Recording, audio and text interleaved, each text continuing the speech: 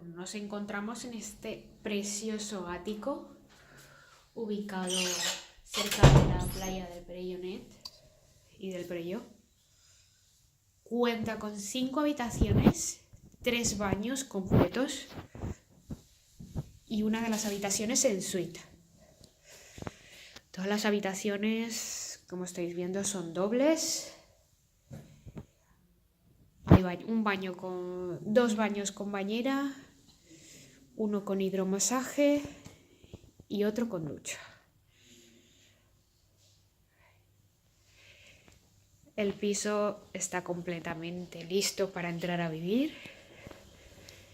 Antiguamente eran 2 pisos que se han unido y se ha convertido en un ático.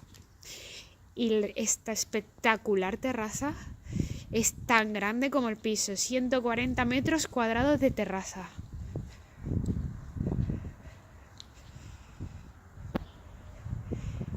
Desde arriba, desde ese balcón, se puede ver la albufera que está allá detrás.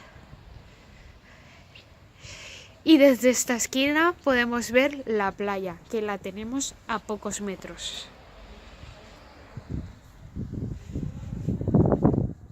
La vivienda cuenta con 2 plazas de garaje en el mismo edificio. Y aparte tiene una zona de paellero, trastero y está cubierta para gimnasio.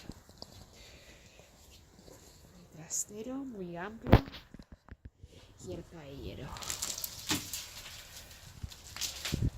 Si estáis interesados por este precioso ático, por favor, llamarnos o consultárnoslo por la web. Muchas gracias.